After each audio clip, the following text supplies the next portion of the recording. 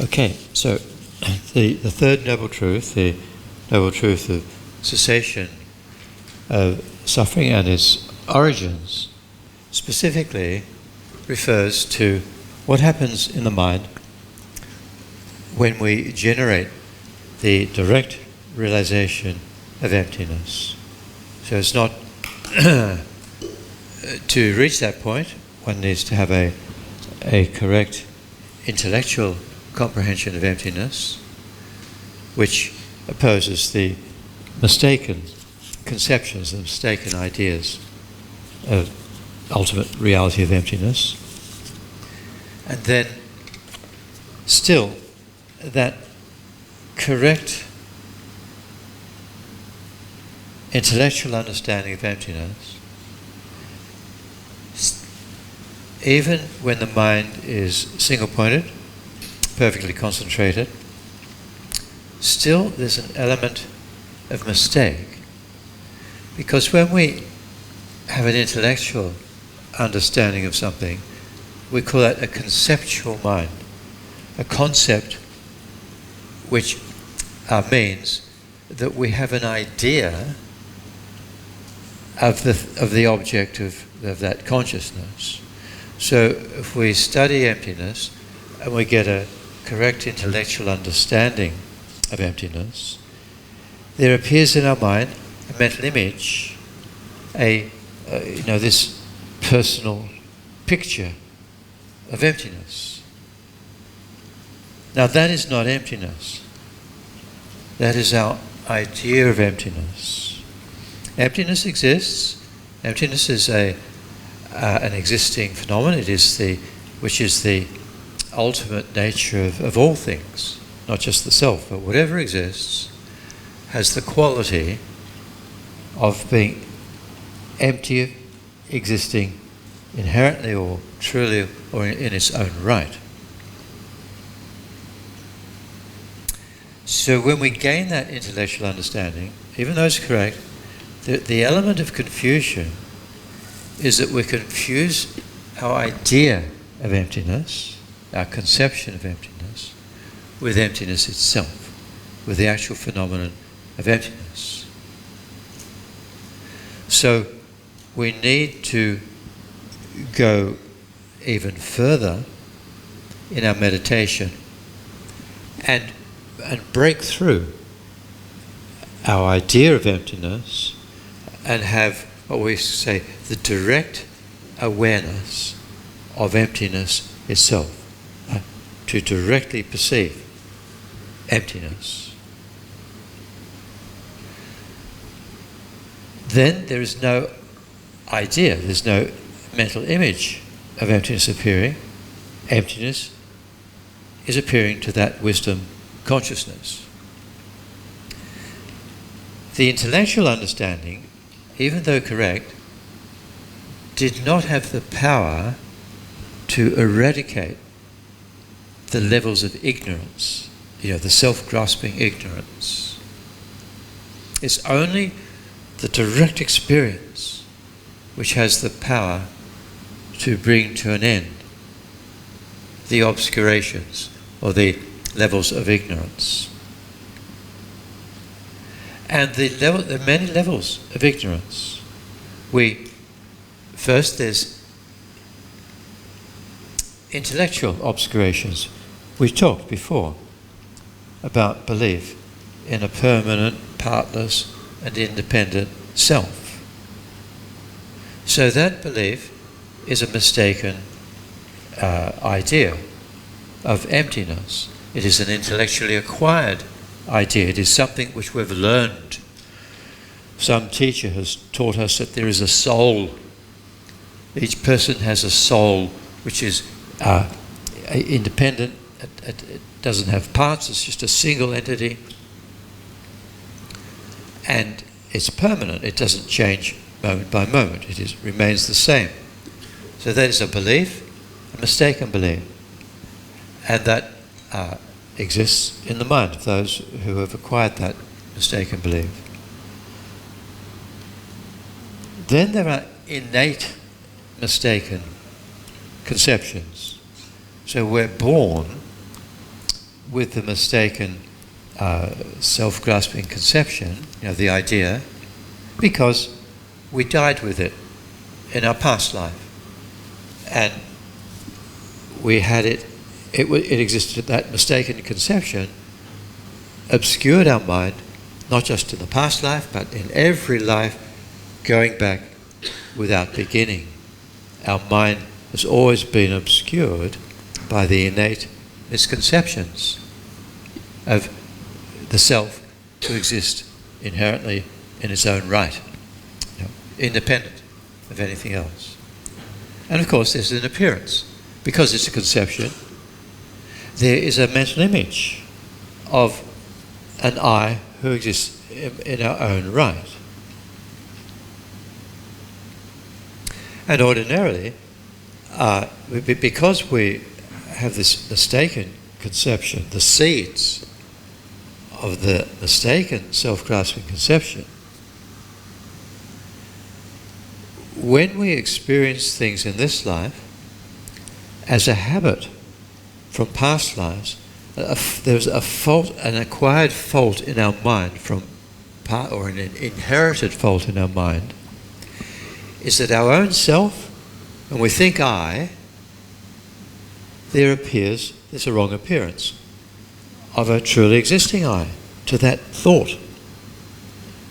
Not only is there the image, this mental image of of the I, but that I appears as an inherently existing, and we take that appearance to be true. And so that's the self-grasping ignorance.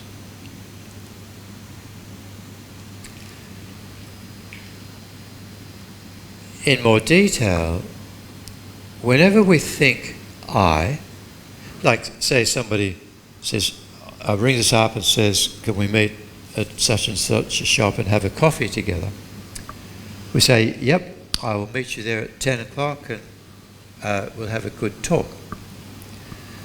So when we're thinking I will meet you, we are referring to the existing I and the existing friend, the person of the existing friend. They're the ones we are referring to. But to our thought I and you, there's the appearance of an inherently existing I, which is wrong. So in our everyday self-awareness, there's a mixture of the correct appearance of an I who is not, who doesn't exist in the way ignorance sees it, and the incorrect appearance. So I is empty of inherent existence, and inherently existing I. It's mixed. We can't distinguish between one or the other. So when we're meditating on emptiness, when we gain the intellectual understanding of emptiness, we clearly see the fault in the appearance of an inherently existing I. And so that wisdom, seeing that we're empty of existing in the way we're inherently, at that time, although the appearance does not obscure the mind, there is still the appearance, the idea, the mental image of a conventionally existing I, the I that does exist, which we confuse to be the real I. So that intellectual understanding, that wisdom, doesn't have the power to remove the underlying seeds of self-grasping ignorance. It's only when we eliminate all appearance of the I, inherently existing, even conventionally existing, and our mind is focused on emptiness itself. There is no appearance of the conventional I, no appearance of inherently existing I. The mind, the wisdom mind, is directly perceiving reality of emptiness of inherent existence, our ultimate nature. That is the cure. That is the antidote. That wisdom has the power to destroy the ignorance. So the ignorance has many levels. I've already said there's the intellectually acquired ignorance, and then there's the innate ignorance. And innate has gross, medium, and subtle levels. And then, if we want to go even further, there's gross, medium gross, and subtle gross, medium, and subtle medium, and gross small, medium small, and small levels of ignorance. So there are many. And they are progressive. Through meditation and emptiness, we progressively abandon the gross down to the most subtle or the small obscurations. Each time our wisdom reaches a level on the path that extinguishes, say, the gross ignorance, we achieve true cessation. There is an emptiness in the mind. Like initially, the very first third truth, very first true cessation, is an emptiness in the mind of all intellectually acquired ignorance. And so that emptiness is a permanent state, like an unchanging state of vacuity or absence of that level of ignorance. Then, with a further development, accumulation of merit, and the greater power of concentration, focusing on the same object, emptiness of inherent existence, on the path we progressively abandon and achieve true cessation of the gross, the medium gross, and so on, those levels of ignorance. So the third noble truth, cessation, refers to the cessation of the root cause of karma and the other afflictions. And obviously, cessation of suffering, which results from them. So the third truth progresses in volume, or in depth, as the Bodhisattva approaches Buddhahood. And so, as the wisdom, the power of concentration of wisdom gets stronger and stronger, then the levels of ignorance get weaker and weaker and weaker. This is true cessation. So that's what this diagram talks about. Now, I'm sure you've all heard, you're aware of the presentation of Buddhism of the Eightfold Noble Path. It's particularly emphasized in the Theravada tenets, in the texts, and as also is mentioned, of course, in the Mahayana texts. The Mahayana presentation of the Eightfold Noble Path specifically refers to achievements attained on the path of meditation, whereas it's more general, presented in the Theravada path. But at the bottom of the 6th page, these 8 are mentioned: correct view. So this is the knowledge or the wisdom which opposes the 5 wrong views.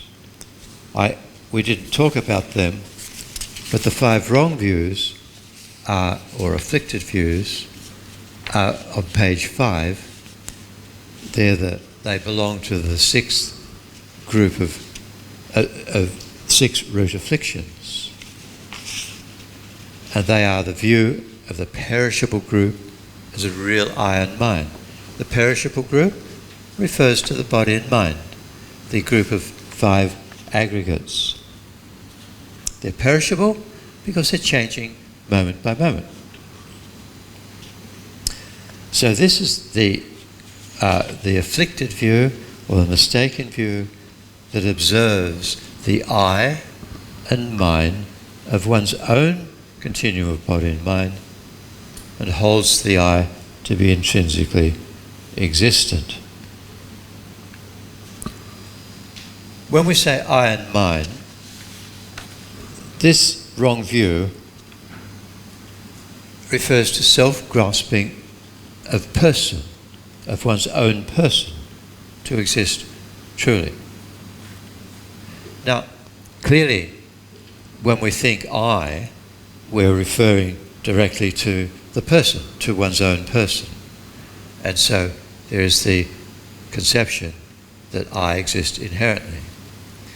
Mind refers to the aggregates, the body and mind. So when we think my body, my mind, then although the body and mind are not the I, they're regarded as possessions of the I. And the dominant aspect of the thought mine, this is my cup. The dominant aspect is me. Is the possession of me, or my face, my body, my mind. The dominant appearance to that thought is the person, is I. So, but it's the referent is, or the body and mind. So that is also self-grasping of person. This is the point. Self-grasping of phenomenon is when we regard the cup or the clock or whatever as inherently existing from its side. It's not just a cup, it's an inherently existing cup, and so on, inherently existing clock. That's, the object is not a person. The object is something other than a person. Is that okay? A little bit convoluted, but this first of the 5 wrong views, the view of the perishable group, body and mind, as real I and mind, is self-grasping of person. All right.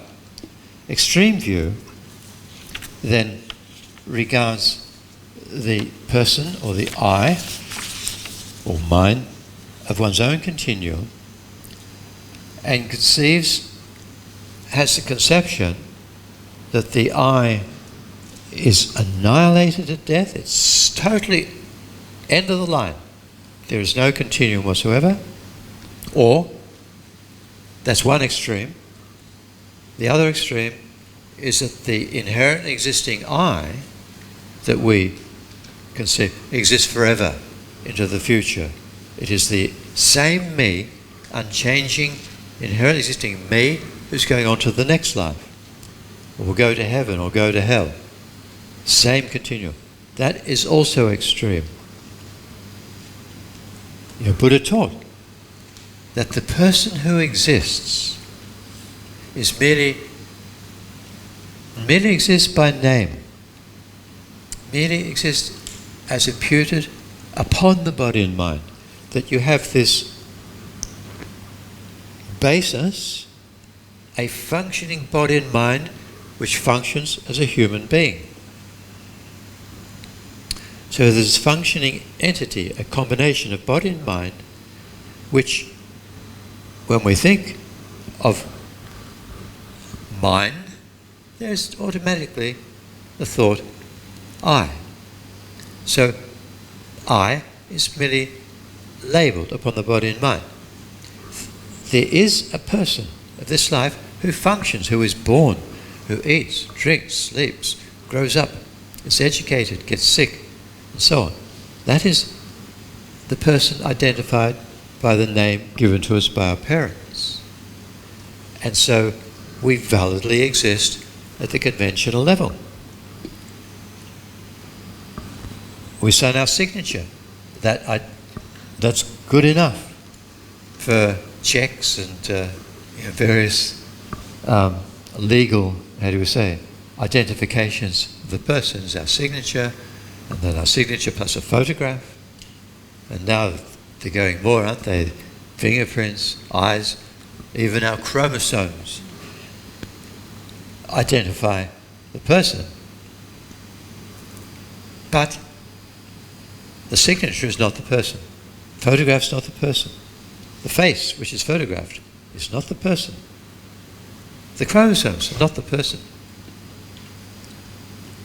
If we look for the conventionally existing person who has a passport which identifies them through the name and allows us to enter a country, but the person that has been allowed to get into the country, if we really check, well, where is he or she? Can't be found. There is a body and a mind. So we only conventionally exist in dependence upon our name and that which bears our name in this life. Ultimately, if the I did exist as we believe, inherently in its own right, then the more we remove what is not I, the closer and closer we'll become to discovering the real I. If we existed truly as we think we do. But under analysis, nothing can be found to be the I under ultimate analysis. But when we're not analysing, and our friend rings up, says, will you meet me at the coffee shop at 10 in the morning? We say, yes, I will be there. And we will be there. And the person will say, hello, and they'll mention our name. So the meeting of two conventional persons existing, but at that table, if we really analyse, the conventional person is not there. Okay. So, what about this extreme view? The person totally totally ceases at death. Well, that's not an afflicted view, that's true. It's true in terms of the gross basis of labelling of the I, this body and this mind.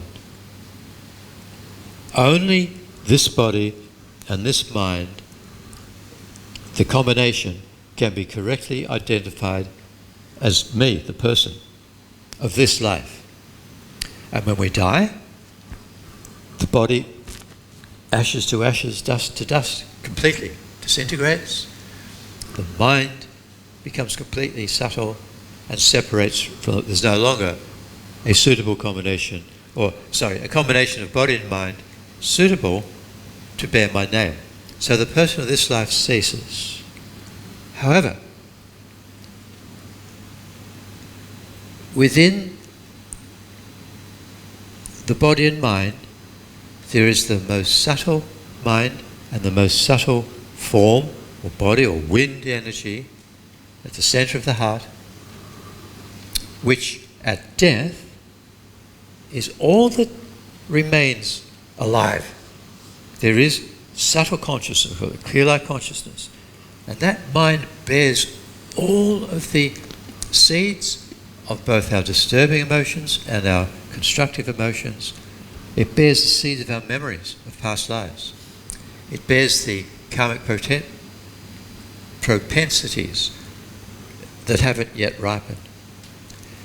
And that separates, and that becomes the cause of the intermediate state existence, and then there's a death at the end of the intermediate state, and that most subtle wind of mind carries into the womb of the future mother. So there is a continuity which exists now, survives death, bears all of the unique mental characteristics of the person, and those influence future lives. So, in other words, this combination of most subtle body and mind is the final basis of imputation of the person. And that is the person who goes from life to life. So, although the person of this life totally ceases at death, that's only the gross basis of imputation of person, the gross body, the gross mind of this life. The subtle one, the final basis of imputation, is not destroyed at death.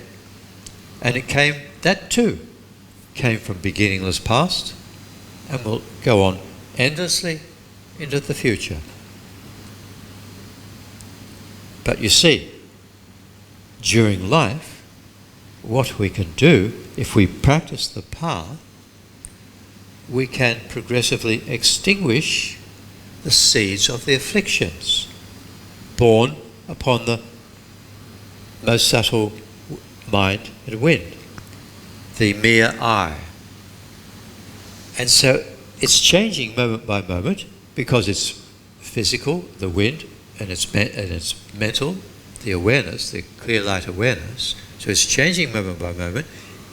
It's not permanent in terms, it doesn't change. It does change.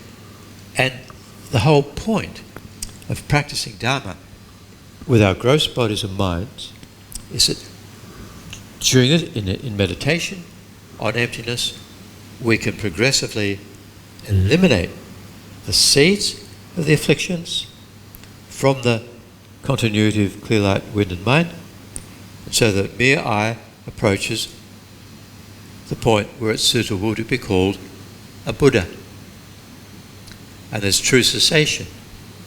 The third noble truth. There is cessation of those seeds of the afflictions occurs. And the karma naturally stops. It cannot ripen after the very first realization of emptiness. All right, so anyway, that's what this is about. I'm just preparing the ground. Extreme views. The third afflicted view is holding one's false view as supreme. This regards one's perishable, extreme or wrong views to be correct and the best view for gaining realizations. The fourth is holding wrong morality and asceticism as supreme. So this is the idea, the belief, that sees physical or verbal or mental wrong actions to be correct and superior methods for attaining liberation. Putting steel rods through your skin and dragging heavy carts and that sort of stuff. There are lots of examples in India of the extreme practices which are just they believe to be true, but unfortunately it's not the way to purify karma. To purify karma, you've got to cut the root.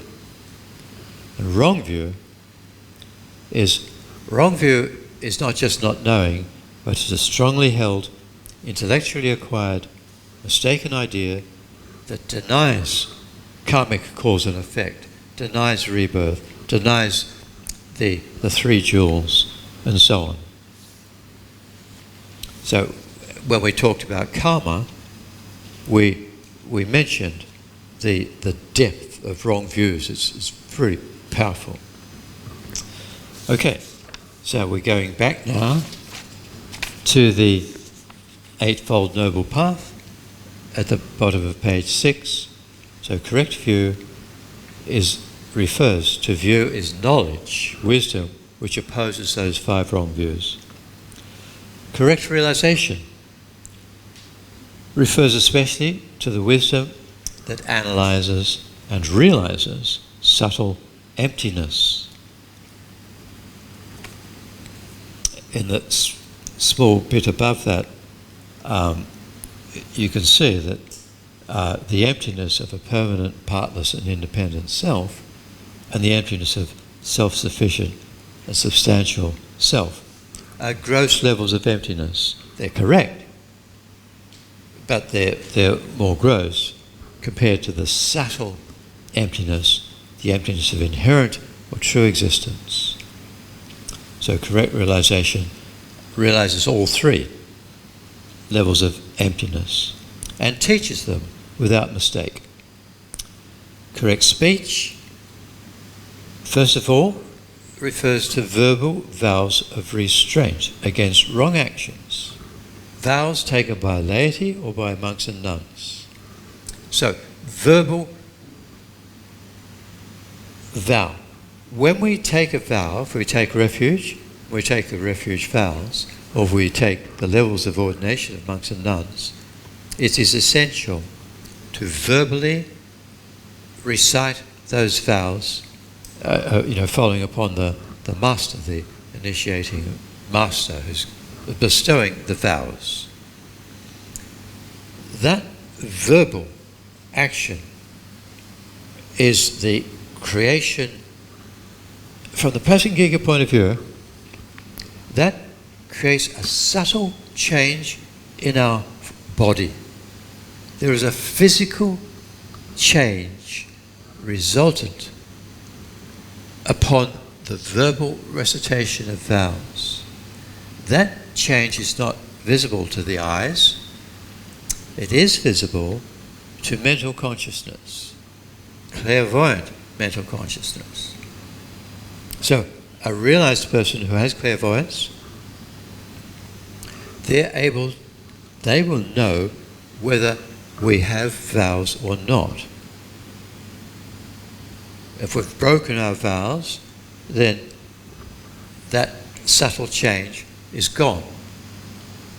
And so, high lamas with that clairvoyant awareness can look around the group. They'll know who has the vows and who doesn't have them. This subtle physical change appears to the mind. So, correct speech, it involves taking vows of restraint, restraining from harmful actions, from immoral actions, of killing, stealing, lying, sexual misconduct and so on. Those actions which harm others.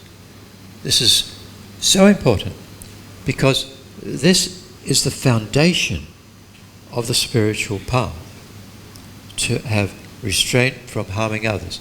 It is the fundamental meaning of taking refuge in Dharma. The essential meaning of taking refuge in Dharma is to avoid harmful actions towards others. Whether you take the vow or not, like in simple refuge where you don't take the vows, you still have this conscious commitment to not harm sentient, but not deliberately harm sentient beings in any way. That is your refuge in Dharma. Independence upon that, we can then, our mind is then made capable of advancing on the path through meditation, through cultivating the power of concentration and cultivating wisdom, bodhicitta, etc., is dependent upon pure morality. It is the foundation of the path, and it has to be established verbally. It's not good enough to just not kill, to just not lie, to just not steal. I mean, in our society, the ethics of our society are clearly based upon Judeo-Christian morality of not killing, stealing, lying. And that's actually natural morality too. You don't need a teacher to inform you that harming others by killing them, stealing, lying, is a hurtful, harmful experience for them and even for oneself. It's naturally negative. But the verbal expression of taking the vows, that subtle form, that subtle change, means that if you take refuge and you vow to not kill, deliberately kill a sentient being for the rest of this life, then due to that subtle change in your physical form, you accumulate the positive karma of not killing 24 hours a day, even when you're asleep. And this is why this is presentation of this subtle form. That is the agent by which you accumulate positive karma. Now, if we're an ordinary member of society, we've never taken any vow not to kill, steal or lie, but we don't. We conform to the laws of the land. We only accumulate the positive karma of not killing when there is a situation where there might be an impulse to kill, usually an insect or a so-called pest, rat, mouse, whatever. And only if we oppose that impulse by thinking of the poor creature suffering, being pain, and instead of killing it, we catch it, put it outside or whatever, then that action creates the virtue, very powerful, of not killing. But that's the end of the story. If you have a vow, it's not just that one momentary action, it is 24 hours a day for as long as you keep it. It's a big difference. And this is why living in pure morality is the foundation of the spiritual path, because it generates strength, self-confidence, and inner power, inner psychological power to overcome the distractions in our mind and external which prevent us from practicing Dharma. Okay, so correct speech is verbally taking vows, and secondly, it is teaching emptiness without contradiction. So I might have just blown it by giving you some explanation of emptiness, and I probably contradicted myself. Sorry. One day I'll be able to teach without contradiction. Correct aim of actions is following the vows and restraining from non-virtuous actions. So again, the first step is taking the vow, and then correct aim is to put those vows into practice, and not be a hypocrite. The fifth is correct livelihood. So this is to obtain the sources of material sources for living, to do so without causing harm to animals or to people by cheating, stealing, and so on.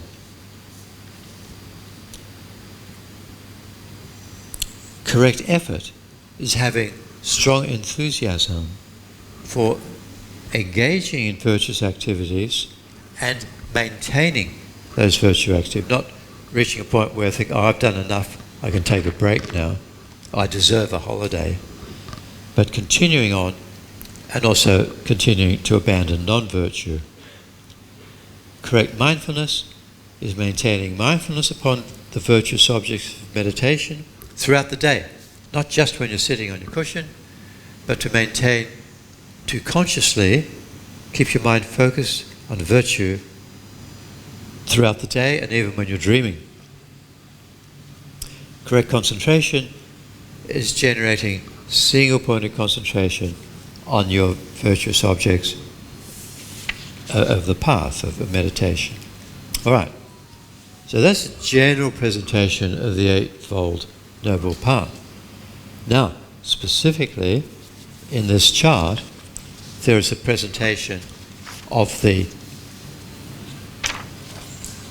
Fourth Noble Truth, True Paths, in a more detailed fashion. So what I've done, I've drawn two parallel lines encompassing this arrow. So going off this way, the point indicates the continuity of the stream of consciousness. So that big thick arrow represents mind, the stream of consciousness. And you can see on the left side of the page, it's open. And there's a label, samsara. So samsara is not out there. Your mind is samsara. Right? The mind under the control of karma and afflictions. That is samsara. And so it's open-ended because it has a beginningless past. And I've got the arrow, mental continuum. So this represents your mental continuum moving across the page from left to right. Now, initially, you, through karma, you meet a qualified teacher in this life who teaches you about the reality of rebirth, karma, the Four Noble Truths. And so you gain what they call the fear, or the intelligent fear of being reborn in the three lower realms. You generate faith in the three jewels as being valid presentations of reality. And you generate compassion. We're talking about the Bodhisattva's path. So there are three levels of refuge according to the three scopes of Dharma practice. We're talking about the third scope. And the Bodhisattva has fear, not for his or her suffering in samsara, but for the suffering of others, of sentient beings. And so they haven't yet become a Bodhisattva, but the person with the seed of what do you call it, the lineage through prior connection with the lineage of bodhicitta, they have this seed of bodhicitta. So they take refuge through those three qualities: fear, faith, and compassion, universal compassion for others. So at the moment of taking refuge, which generally there's a high lama, and there's a small ceremony where you go and you do that action of reciting the refuge formula under the guidance of the lama. At that point, when the lama snaps his fingers, or her fingers, your mind is established in the aspect of refuge in the three jewels. The Tibetan, the literal translation of the term in Tibetan is you become an inner being, which means inwardly in your mind. I think this is the meaning. Inwardly, your mind is now established in the aspect of refuge in the three jewels. So that colours your entire mental consciousness, is in the aspect of refuge. And a person with clairvoyance will know whether a person has genuine refuge in the three jewels or not. I mean, you could even be wearing robes of a monk and have your rosary around your arm and malas and all the apparent signs of a Buddhist practitioner, but you may not have even refuge, let alone the vows of a monk or nun. And the lamas will know, so you can't trick them. Often people trick themselves. They think they have vows, but actually... I mean, this isn't putting us down.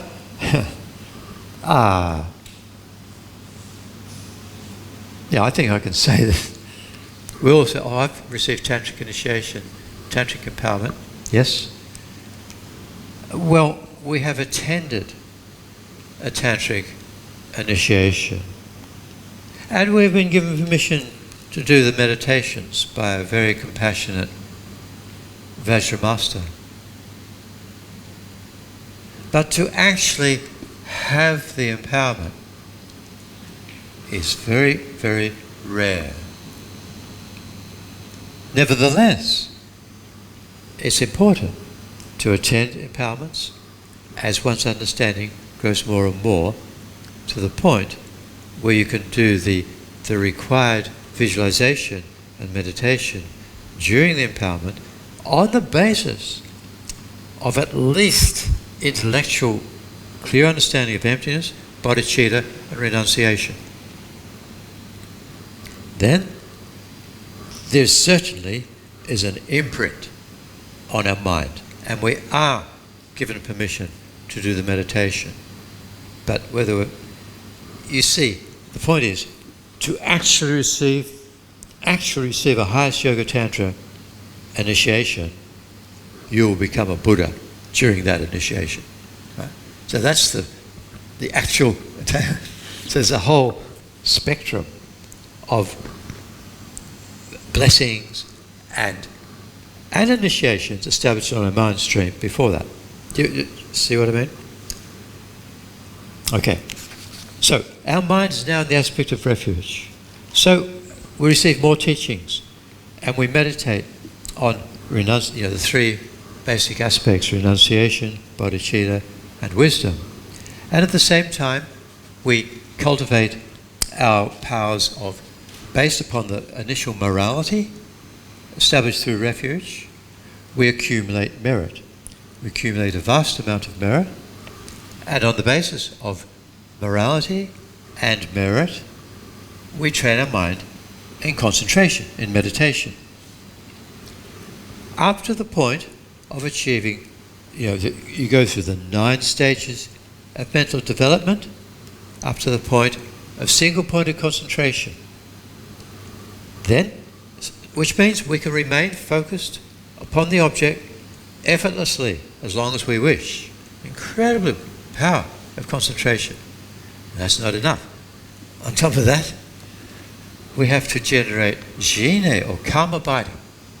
So now, I'd mentioned before the desire realm, form realm, and formless realm. So now as humans, we have to, in our meditation, our mind has to enter the form realm level of meditation. And there are stages into the first level of the form realm. So we enter the first and the second stages, and we achieve karma binding, or mental quiescence, where there's an incredible, experience of mental and physical bliss, which is a little bit distracting, but persevering, that bliss, the distractedness stops, and the mind is unbelievably focused upon the object of meditation. At that point we've achieved karma binding. Now there are different things to do from here on, depending upon the particular teachings we've received, but we're focusing upon Dhamma topics. So, having achieved karma binding, we now focus our mind upon the teaching of the Four Noble Truths. True suffering in particular, true suffering and the true causes of suffering. And we generate the realization that it's all useless. The disadvantages. Yesterday we talked about the disadvantages of samsaric existence. So we change our whole mind now. Lets go of grasping at the apparent real pleasure of mundane existence under the control of karma and afflictions, and we turn our mind towards liberation and enlightenment in single-pointed concentration. That is the moment of attaining renunciation. Prior to that, we don't have the actual realization of renunciation. We have contrived renunciation, which is great. Of course, we have a degree, but we don't have the actual realization of renunciation. Then, having generated renunciation, we can either focus our attention on emptiness or upon bodhicitta, upon generating great compassion and the sense of universal responsibility to achieve Buddhahood for the benefit of all beings, and then bodhicitta. So, in single-pointed concentration, the realization of emptiness can precede bodhicitta, or bodhicitta can precede emptiness. It depends upon our mental capacity. Either way, with the development of actual bodhicitta, conventional bodhicitta, on the basis of renunciation, on the basis of calm abiding, on the basis of pure morality, of living in vows, at that point of generating bodhicitta, actual bodhicitta, one enters the bodhisattva's path. That is the beginning of the bodhisattva's path. So, on top of the line, above, I haven't written it there, but above the mind, ordinary person. Right, so you're an ordinary person when you take refuge.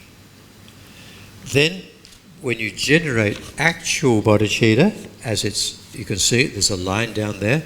So now the entire mental consciousness has bodhicitta, and you become an ordinary bodhisattva, beginning of the bodhisattva's path. And that's the point of entry into the first of the 5 paths, the 5 mental paths to enlightenment. The path of accumulation, which will be followed by the path of preparation, then the path of seeing, the path of meditation, and finally the path of no more learning, which is at the very end. And just NML means no more learning. All right? So, you are now an ordinary bodhisattva, and you have entered the path of accumulation. Your mind hasn't entered, your mind has become the bodhisattva's path of accumulation. Right? It has become the path of accumulation, which we can divide into 3 levels: small, medium, and great. During this path, the mind accumulates merit, clearly. Accumulation refers to accumulation of merit, accumulation of more knowledge, understanding emptiness, and the accumulation of the greater and greater power of concentration. So, single-pointed concentration, even calm abiding, is just not a one-off thing. It always qualifies as calm abiding, but as calm abiding is supported by greater strength of concentration and greater accumulation of merit, then the whole mind is so much stronger. So the mind grows stronger on the path of accumulation. And at the very beginning, just entering the small level of the path of accumulation, under some circumstances, it's possible to briefly, momentarily lose bodhicitta, in which case you would lose the path of accumulation and you'd go back to being an ordinary being and you wouldn't be a bodhisattva. But that, there are stories in the text, you've heard the stories. That is a temporary thing and you would regenerate bodhicitta. And once you advance to the medium level of path of accumulation, you can never lose bodhicitta. Your mind will always be in bodhicitta up until Buddhahood. And that bodhicitta will grow stronger and stronger too, just as your refuge is growing stronger and stronger and stronger. So at the end of the great level of the path of accumulation, now you are focusing more and more on emptiness, greater power of concentration, and you have the realization of emptiness at the intellectual level. So you have what I referred before, the the conceptual realization of emptiness. Once that is stabilized and strong, your mind then becomes the path of preparation.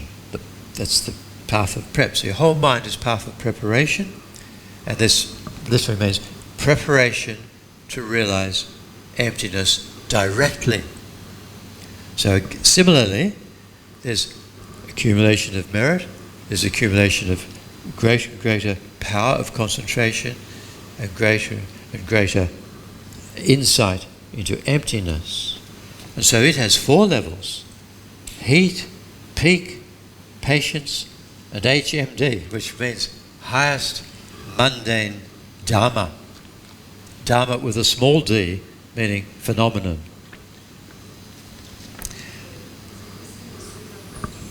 Sorry?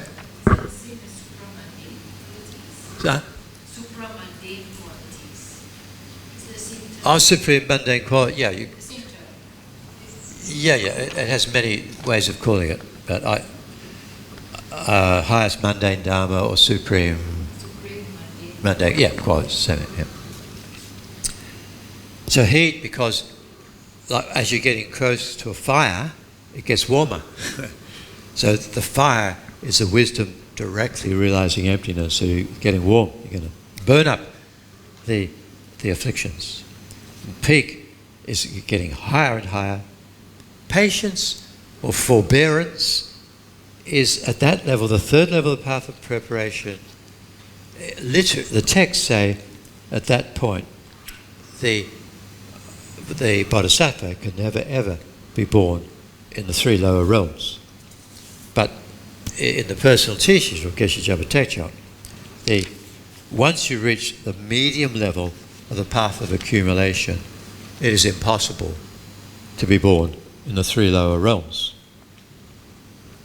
So patience or forbearance then leads to that final meditation session where you generate calm abiding, focus upon emptiness, and on your intellectual understanding of emptiness.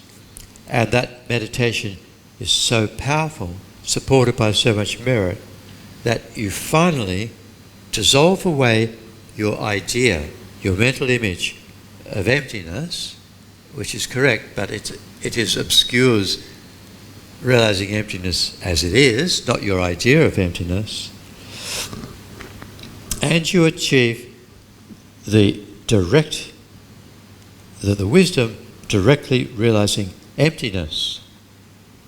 So at that point of generating the wisdom directly realizing emptiness, your mind becomes the path of seeing.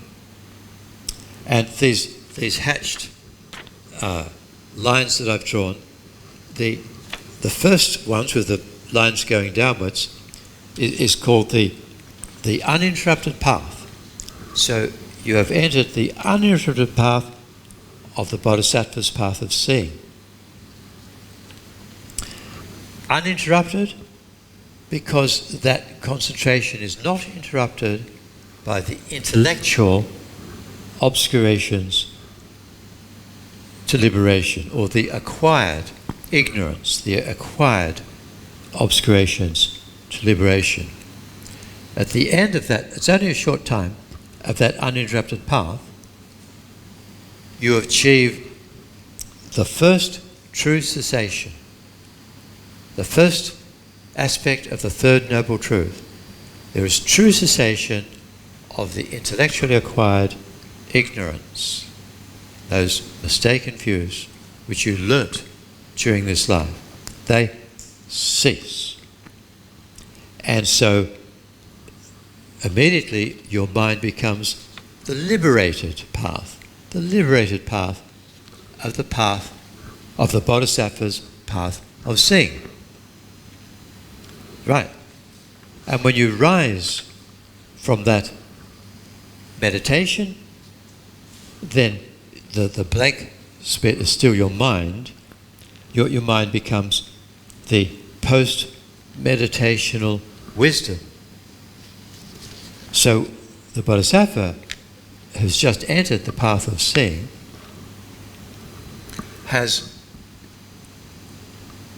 upon arising from that meditation, because the Bodhisattva has only abandoned the intellectually acquired obscurations to liberation, there are still the obscurations to omniscience, as well as the innate obscurations to liberation. So, things, Bodhisattva's eyes are open, looking around, things still appear to exist inherently.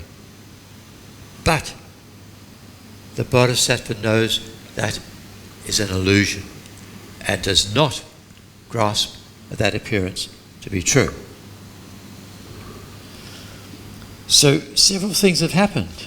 On graduating our mind, when our mind graduates from path of preparation to path of seeing, one is no longer an ordinary bodhisattva. One becomes an Arya bodhisattva. One attains true cessation, the first level of true cessation. And one enters the first of the 10 bodhisattva grounds. There are 10 grounds or paths that the bodhisattva must now progress through to achieve Buddhahood, from the beginning of the path of seeing onwards. So in this ground, the perfection of generosity is perfected. So during that post-meditational state, then the bodhisattva still must accumulate merit, must accumulate greater power of concentration and greater depth of concentration onto emptiness, and simultaneously perfect the first of the 6 perfections, the 6 common perfections, the perfection of generosity. And when that perfection is attained, all that needs to be attained on the path of seeing is achieved. At the end of that path of seeing, the bodhisattva again goes into meditation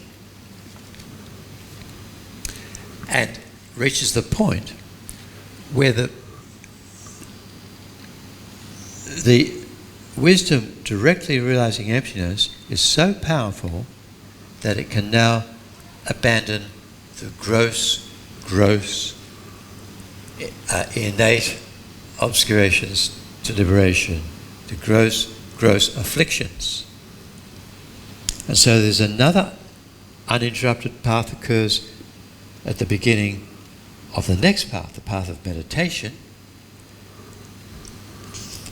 Upon achieving that, there is true cessation of the gross afflictions, and that is immediately followed by what we call a liberated path. The mind is now liberated from those gross afflictions. And as one comes out of meditation, one is on the first level of the path of meditation, and one enters the second bodhisattva's ground, the accumulation of, the perfection of ethical conduct, of morality.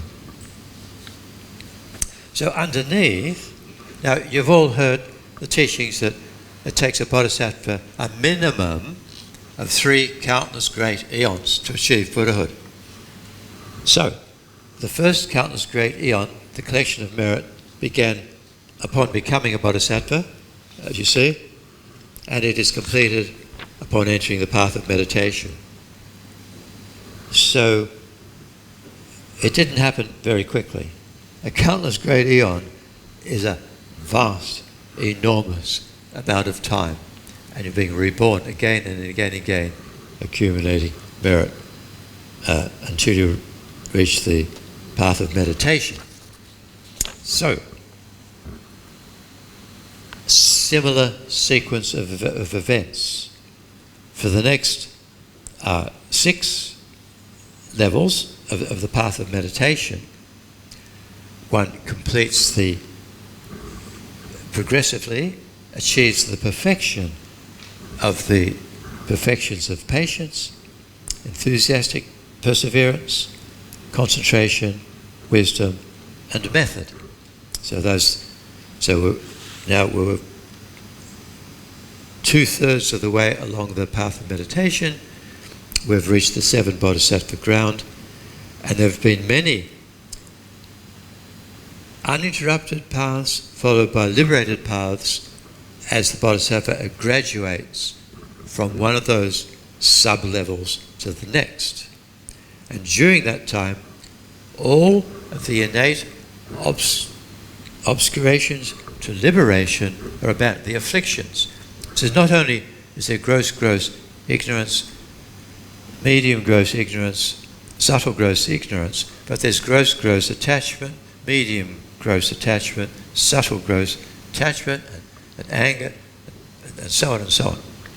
So these are all progressively abandoned with more and more true cessations established upon the mind stream, right up until the end of the 7th bodhisattva ground, or the 6th level of the path of meditation,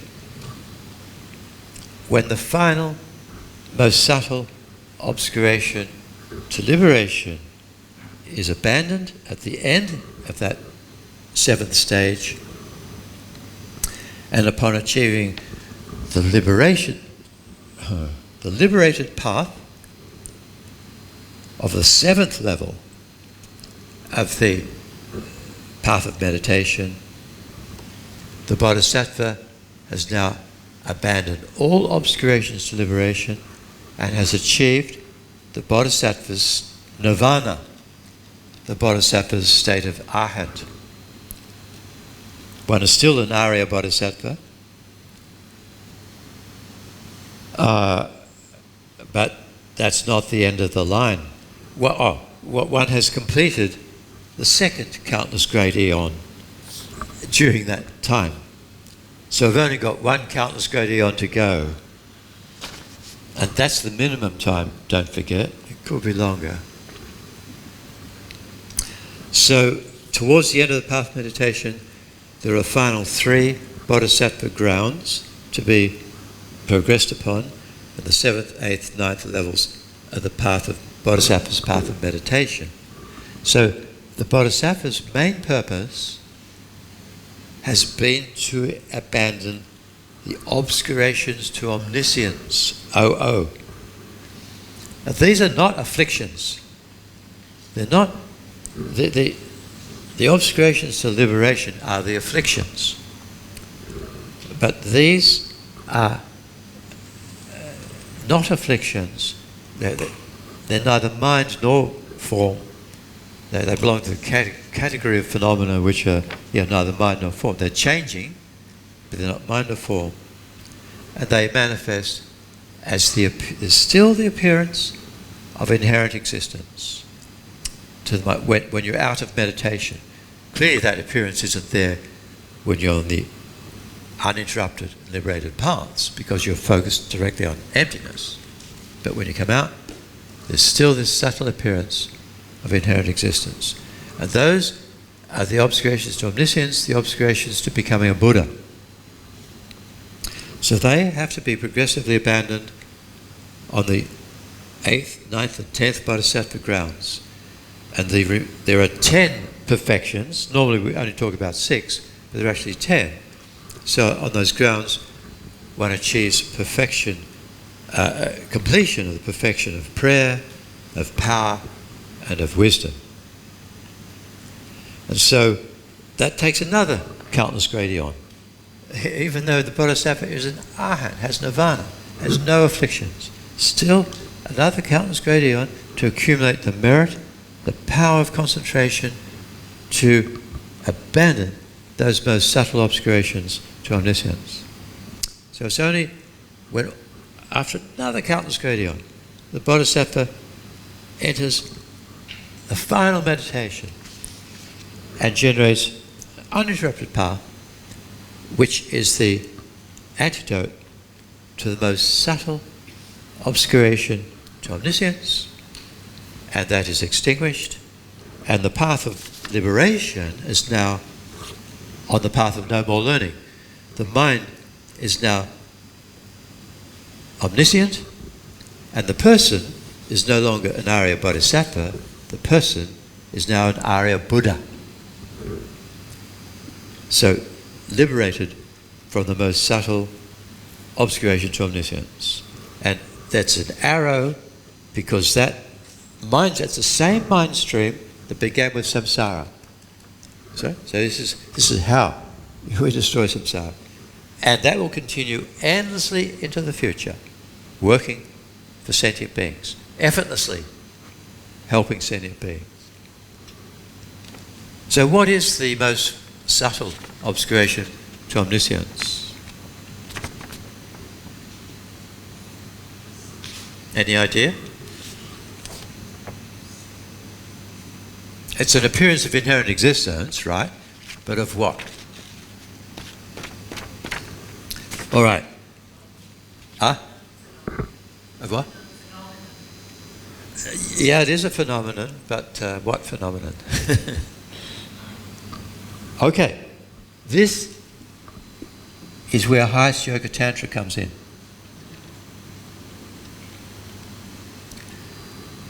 The most subtle, and we've talked about, during my visit here, we've talked about the death experience. Remember? During dying, the winds gather in towards the central channel, and the gross consciousnesses stop. They cease functioning. And the winds start to flow towards the central channel from above, towards the heart chakra, above and below. And as they come down from above, you get the white appearance. Now, that white appearance appears to inherently exist. So, in order to extinguish that appearance of inherent existence with the wisdom realizing emptiness, one has to generate the white appearance in meditation, in single point of meditation. And then, how do you say? Be aware of the appearance of inherent existence, of the white appearance, and extinguish that through the wisdom directly realizing emptiness. Then, there's the red appearance. Appears inherent existing. We have to extinguish that appearance through direct meditation on emptiness. Then they all come together. There's the black, what do they call it? Black appears of near attainment, Appears inherent existing. That has to be extinguished with wisdom realizing emptiness. Then there is the clear light appearance. The clear light appearance never appears to exist inherently, even in ourselves. Even when we die, and briefly there's the clear light appearance, that does not appear as inherently existing. It is free, primordially free from the false appearance. So, but although the appearance of inherent existence of the white vision, red vision and black vision have stopped as we died, they didn't stop as a result of meditation on emptiness. They just naturally stopped because the appearance stopped. Like if I smash the cup, the appearance of inherent existence of the cup will stop, but didn't stop through wisdom. In the Lama Chopa, when we offer the mandala in the middle of the Lama Chopa, and we recite what Rinpoche said, that prayer, 3 times in English, please, I forget, may I extinguish the subtle dualistic appearance of the white, red, black visions. So that is the purpose of Tantra. It is only through the practice of Tantra, highest Yoga Tantra, that one can enter consciously, actively. One can cause the winds to enter into the central channel and experience those visions whilst meditating on emptiness, the clear light. So there is no other way to remove those final obscurations to omniscience other than through the power of meditating on the central channel through highest Yoga Tantra. So the Bodhisattva even has followed the Paramitayana path, the sutra path, for 3 countless great eons. Still, upon achieving the 10th Bodhisattva's ground and going into that final concentration, the Bodhisattva must invoke the methods of highest Yoga Tantra to, in that last uninterrupted path, to extinguish the final obscurations to omniscience. And it is said that if the Bodhisattva has not entered the Tantric path until that point, then Manjushri will appear during that meditation and will guide the Bodhisattva into the meditational method to eliminate those final obscurations to omniscience.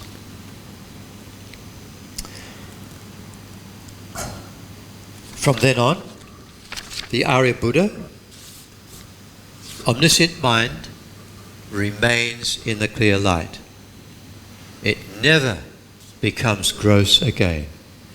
The omniscient mind never has conceptual activity. There is never experience of things through a mental image. The power, why, like in samsara, what is the power which causes us to continually take rebirth after we die? It's grasping at existence, grasping at life, grasping at me. But that self-grasping ignorance initiates karmic activity through which we create causes for rebirth in samsara. So that when we're dying, and this will come next weekend when we talk about the 12 links, but there is such grasping at existence and at me, and not wanting to stop or die or disappear. And so that grasping nurtures past karmic propensities for rebirth in samsara. So the continuity of consciousness since the beginning of this time has been karma and afflictions. Sometimes virtuous, but they're contaminated virtue, which occasionally leads to a happy rebirth. But there's still karma. The continuity of a Buddha's mental continuum, it has the power of bodhicitta. The bodhicitta has been getting stronger and stronger and stronger. Each level, I think that in the text, there's 20 or 22 levels, maybe 20 levels of bodhicitta, getting stronger and stronger until we talk about the bodhicitta in the mind of a Buddha. So, of course, it's not the aspiration to achieve enlightenment, because the person has achieved enlightenment, but the aspiration to rescue all sentient beings from suffering has become the total propulsive energy of a Buddha's mind. We were talking yesterday about free will. And I read somewhere that Christopher Hitchens, who is a great God denier, etc., was asked the question, is there free will? And his answer was, free will? Of course there's free will. We have no choice. Smart answer. But The same for a Buddha. When His Holiness Kyabje Song Rinpoche, previous incarnation, unbelievable teacher and great teacher of Lama Zopa Rinpoche, Lama Yeshe, Thubten Yeshe, when he manifested dying, somebody asked Lama Zopa Rinpoche, will he come back?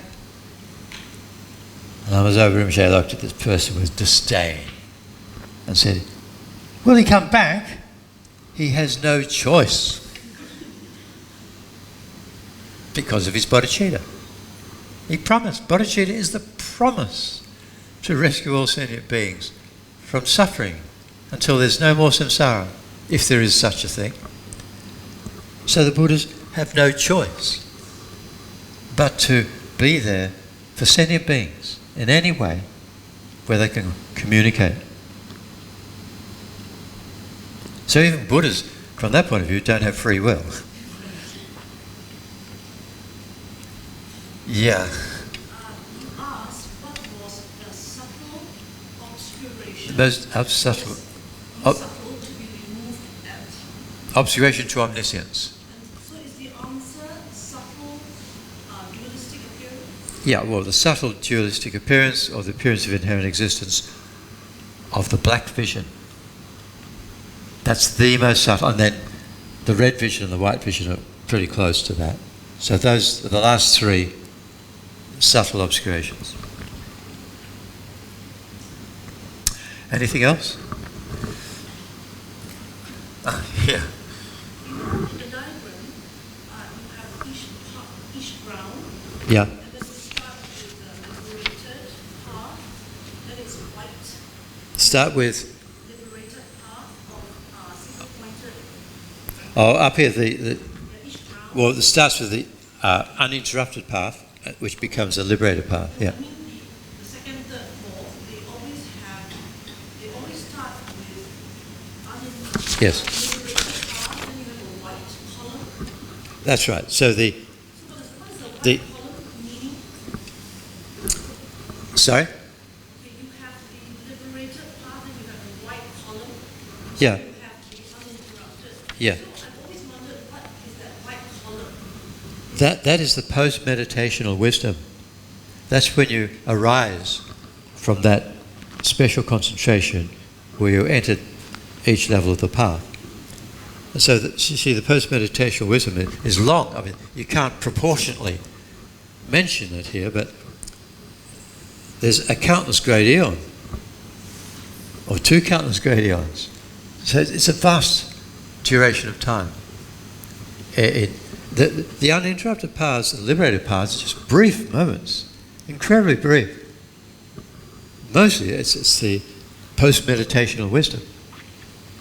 The mind is, and it's different because there's the post-meditational wisdom of the Bodhisattva's path of seeing.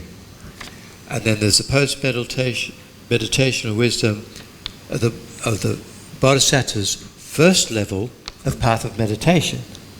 That's quite a mouthful, but the different name indicates at what level the mind of the Bodhisattva is at. And others who have reached any of these levels, they can know, they can see through their mental consciousness others who are at the same level and prior to that. And so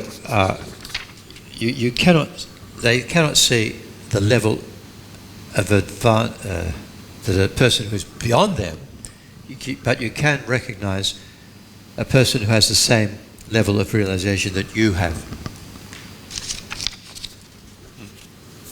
It's about the diagram. Is that the abandonment of the quiet situation is that the liberated path of the path of seeing. Yes, that's right. It's attained on the path of seeing. Before that, there's this uninterrupted path of a path of seeing. But technically, the person is already a superior being. But Yeah. But yet it's Yeah, I've asked that question. And so, Geshe Teshok, when he replied to my answer, he said, when you attain that first uninterrupted path of the path of seeing, that stops the affliction to be abandoned. The term is called stopping. And as I say, it's only a brief moment. It stops and then it is abandoned upon attaining the liberated path. It's called liberated because you're liberated from that level of obscuration that was stopped. So there's a difference between stopping and abandoning. Now, Rinpoche asked me that also in Taiwan in 1990.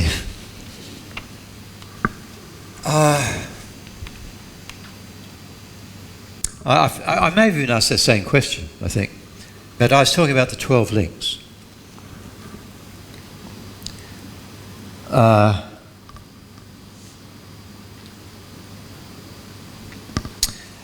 I said that Rinpoche, the ignorance of the 12 links, which is the first link, I said, how can that be abandoned if there's still subtle levels of ignorance, to be abandoned by the path of meditation? And he sort of said, is the ignorance of the 12 links abandoned upon the path of seeing? And I got the message. I said, oh no, it's stopped. Yes, Geshe Teshok has taught you well. He said, it's stopped. The ignorance is not abandoned until you reach the 8th ground. So stopping means stopping from being active. Abandoning occurs at the end of the uninterrupted path. So uninterrupted means uninterrupted by that level of affliction. It's stopped. It cannot interrupt. And then liberated path, gone, abandoned. And that's when you achieve the true cessation. So again, these cross-hatched paths of uninterrupted paths and liberated paths are very brief. I'm just trying to understand the path of seeing is contemplative wisdom. So I'm going deaf. Path of seeing. Yeah. In the notes here. Oh yeah. The 3 levels. That's right. There's contemplative wisdom, there's meditational wisdom, and neither contemplative nor post-meditation. So? The last one, can you just explain that? The 3 levels. The neither contemplative nor post-meditational wisdom. Yeah, okay. So, contemplative wisdom refers to the uninterrupted and the liberated paths. Post-meditational wisdom refers to the realizations, the blank bits. Now, so the question might arise, and so that's referring to meditation on emptiness, right? On emptiness. So you might ask the question, well, what about bodhicitta? If the mind is focused purely on emptiness, does the bodhisattva have bodhicitta during the contemplative and uninterrupted paths? Reasonable question. The answer is yes. There is bodhicitta, but it's not manifest in the mind of a bodhisattva on the uninterrupted path or the liberated path.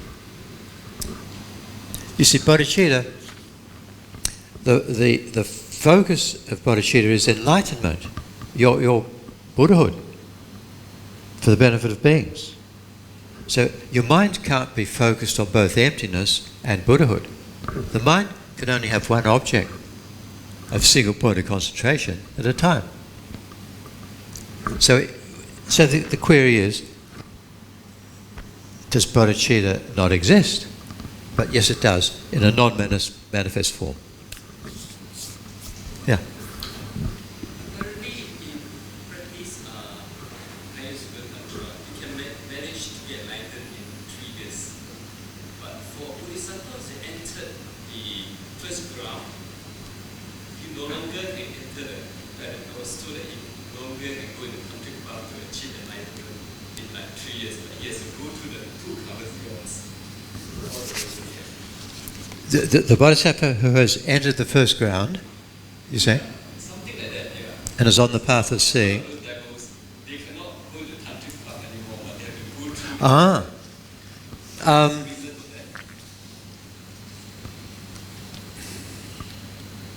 that. I think that may be asserted in different individual texts. But what I was taught by Geshe Jamba Techok, who taught me all this, a bodhisattva can enter the tantric path at any point on these 5 paths. But I think you're right that there are some commentators who have said, oh, you can't do it until you reach the end of the sutra path. But those are just commentaries, they're not Buddha's teachings. And they're not necessarily incorrect. It depends upon the context. But definitely, Geshe Jamba Techok said that you can enter the tantric path at any point on those 5 paths.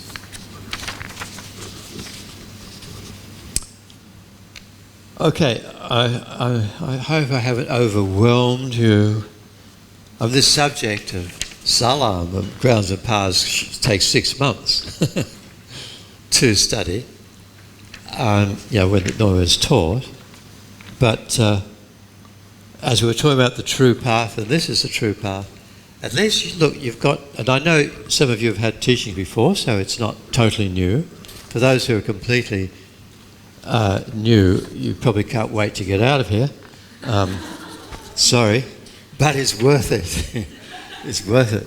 The imprint has been placed upon your mind stream, and I hope you are fortunate enough to be able to further receive teachings and study this subject. It's so important. So thank you all so much for your attendance and your attention during this weekend, and thank you for inviting me here to give these talks. It's always a delight to share with others what my own teachers have been so patient in teaching me, and although my presentation is nowhere near approach their eloquence and their direct personal understanding, I've tried to not make too many mistakes, but there could be mistakes, so don't say, Gyatso said, I may have been wrong.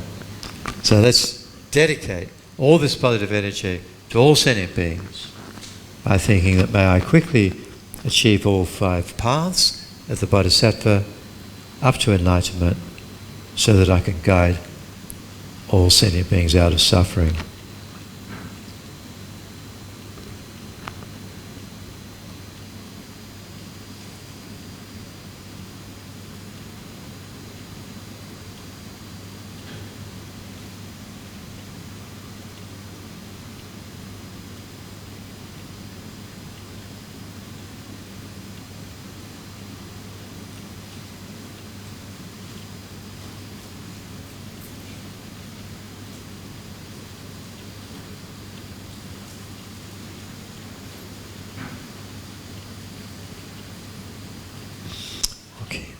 Thank you so much.